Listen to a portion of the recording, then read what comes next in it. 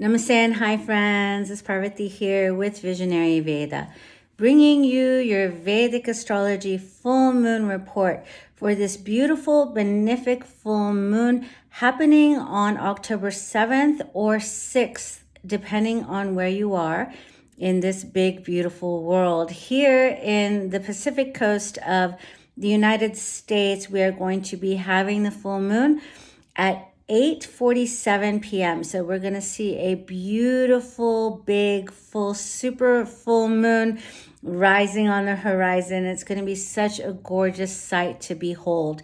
Now, this is a very special full moon, no matter where you are in the world.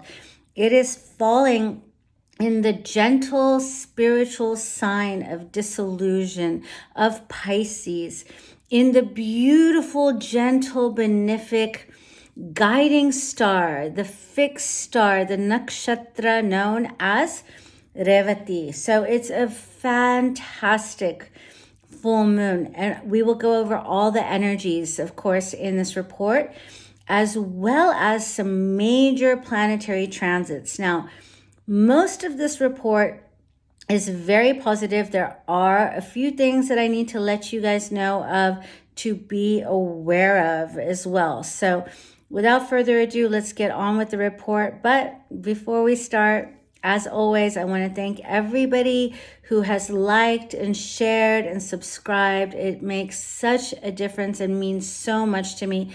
It really helps me a lot, and it helps for my content to be circulated more on YouTube. So if you haven't subscribed yet, please do so. It only takes a push of a button, and I appreciate all of my viewers that have been with me since the beginning. So let's jump into this full moon report. Now, along with the full moon, I'm going to go over a couple of other planetary transits that are happening in October. Number one, Venus. Very important. The great benefic is moving into its debilitation sign of Virgo. So there's a few things we need to be aware of with that. And that is happening on October 9th.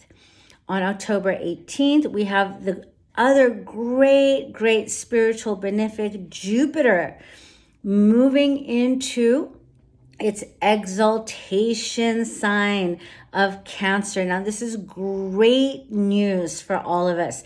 We're all going to be feeling the shift. In fact, those of us that are sensitive are probably already feeling the shift. You're feeling the positivity, you're feeling the flow, you're feeling the happiness coming back from within. There are a couple of points also about this Jupiter transit that I will let you guys know about. But let's start with the full moon. All right, so this full moon is the moon of completions, of endings. But it's not the kind of ending that hurts. It is a kind of ending where you can breathe a sigh of relief. Oh, thank God that is done. Thank God that is finished. Thank God that is over with. It is the kind of release that you feel when you go into a deep sleep and you can just relax. It is the kind of release you can feel when you're in the arms of your beloved and you feel safe and secure and you know that you are protected. The star is such a beautiful star. It is called Revati. It's the fixed star. It's the last nakshatra or fixed star in the entire zodiac sign. Yes, after this full moon is going to go into the Gandanta, but it's not such a bad Gandanta. The point between water and fire, it is a rebirth Gandanta, okay? So if there's anything heavy that you've been carrying, any grief, any struggle, any projects that you've been working on for a very long time that you're looking forward to completing, it's a huge completion, one when we can just breathe out, relax, and know that we are guided. See, the deity of the star Revati is Pushan, and he is like the kind shepherd right? It almost invokes an image of like the good shepherd, like Jesus Christ, who was the shepherd, guiding his flock, guiding you back home, a place where you're safe, a place where you can completely let go, relax, be yourself, unburden yourself. That is the energy of this full moon. It is going to be bright. It's going to be powerful. I believe it's a super moon as well. So just bask in that light, bask in that beauty, the release, the relief of letting go of your burdens, finishing up a cycle that you're happy to finish up and let go of and move on from. Some of the things that you can do during this new moon, because it's so benevolent and benefic, you can write, okay? Write what you are ready to let go of and put it in a running stream of water.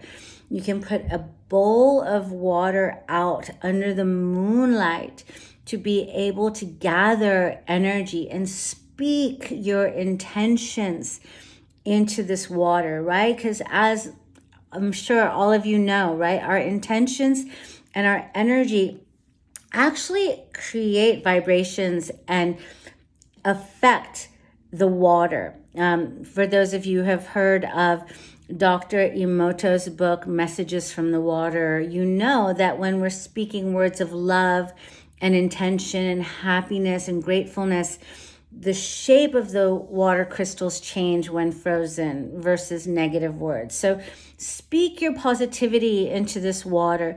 Speak what you want to get rid of in a positive way. Like, I am so happy that I am finally done with my project. I'm so happy that I can peacefully move on from this relationship. I am so happy that I've healed from this chronic disease, whatever it may be. Speak it into the water, leave it out in the moonlight, drink it, bathe in it, give some to your plants, especially if you have a garden of veggies that you grow your own food. Give it to the plants, give it to your pets. Drink it, bathe in it, and allow that intention to be absorbed. So that's another beautiful moon ritual. Of course, you can charge your crystals in this full moon. And if you love doing mantra like I do, one of the most beautiful mantras to do for the moon is always Om Namah Shivaya. Om Namah Shivaya is the greatest release. In fact, you can also do the Mrityunjaya mantra, Om Trayambakam Yajamahe, Sugandhim Pushtivardhanam, Urvarukamiva Bandhanan, Mrityor Mukshi Amamritat. And that is the mantra of healing and liberation, because we are going into the star of letting go, being liberated. Basically, after death, we are guided back to our ultimate home, to our ultimate abode. So this is what that star is. Okay, so now the other couple of transits that are happening. On the 9th, Venus moves into her debilitation point of Virgo. Now, you need to be very careful during this time, all right? The next new moon, just jumping ahead real quick, the next new moon is a reset. It's a restart. It's going to fall in the sign of Libra.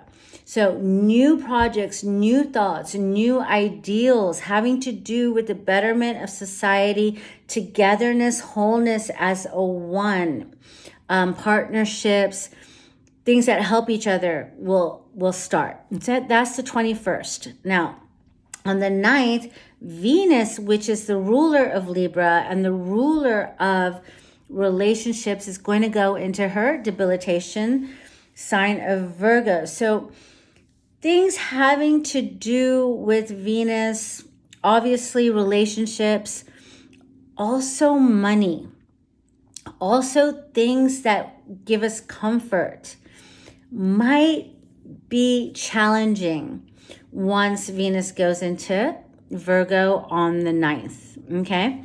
So be careful with your relationships. it could be also good. Things that need to be talked about can come up to the surface, can no longer be avoided, right? To clear your relationship. But it is challenging. The significations of comfort, of luxury, of liquid money are also going to be challenging. So there could be some kind of issue with our monetary system coming up. So just something for you to be aware of, okay? Luckily, Venus is a benefic planet, so its debilitation is not too hard. It's always going to be challenging when a planet is debilitated, but it might be painful, but it's not going to be a disaster. It's just things that we need to face and work through. So just be conservative in your relationships and with your money matters. And if things need to be looked at, maybe you need to budget, maybe you need to get practical in your relationship, in your finances, in the way you spend money. Pay attention to that. Your car might break down. Venus rules cars as well. So just take care of the things. It's just showing you places in those areas that you need to pay attention to. Okay, now the next great news, the best news, is that on the 18th of October, we have the great benefic Jupiter, the greatest benefic planet in our solar system, moving into its exaltation sign of Cancer. So a lot of us who are sensitive are already feeling it, right? Right now, Jupiter is at the end of Gemini. It is actually Vargotam, meaning it is in Gemini in the Navamsha. When it moves into Cancer, it's going to be Vargotam again. It's going to be in the Navamsha of Cancer. Double positive whammy. It is going to be amazing. You can already feel the good energy like gurgling up. I can. Things are flowing. Things are moving. Things are lightening. There's an air of positivity, of feeling that luck is on your side, of feeling like things are going to be okay. Now, when Jupiter is in Cancer, there are a couple of things to be aware of. Number one, what will be up that might not feel positive, okay, is homeland security. So when Jupiter moves into Cancer, peace is the most important thing. So I feel like we're going to see some ceasefires with all the wars going on. Even if it's temporary, there's going to be a respite. There's going to be a reprieve. But also on the home front, in every country, there might be an increase in security forces, which, might not feel like the best, but that's what Jupiter does. Jupiter wants to do the right thing.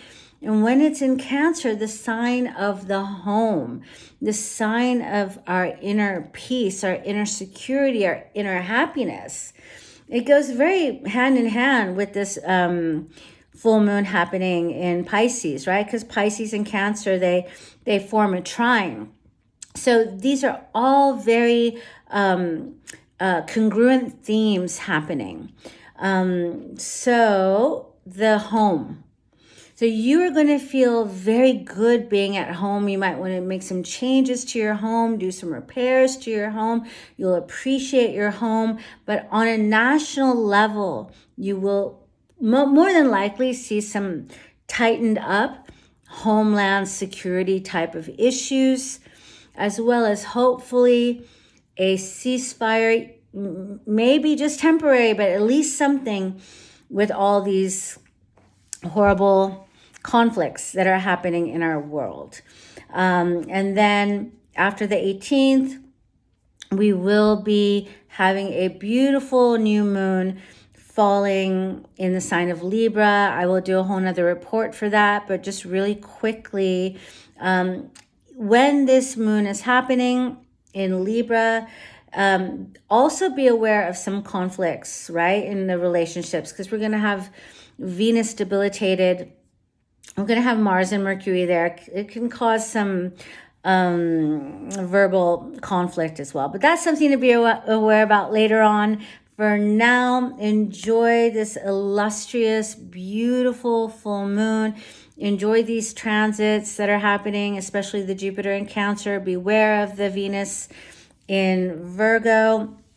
And of course, as always, if you would like to study with me, I do have my mentorship program where I take one-on-one students or small cohorts, groups of students, and we use your chart to learn the principles of Vedic astrology together, so you get more insight into not only your own karmic blueprint, but also some insight into how to start looking at a Vedic chart. You can always email me with for more information about that.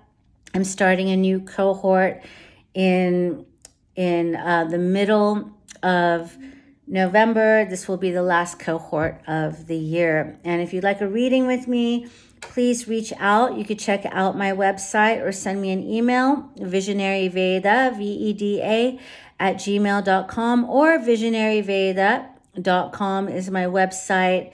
And I thank you so much for your viewership, my friends. Have a beautiful, beautiful full moon. Celebrate, have gratitude, enjoy the good energy, be at peace, be at rest.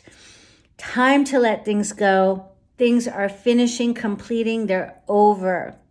And we are going to poise ourselves for a new start towards a better and brighter future and a happier, more peaceful existence. All right. Enjoy the life, my friends. Thank you so much, and I'll see you in the next video. Bye-bye.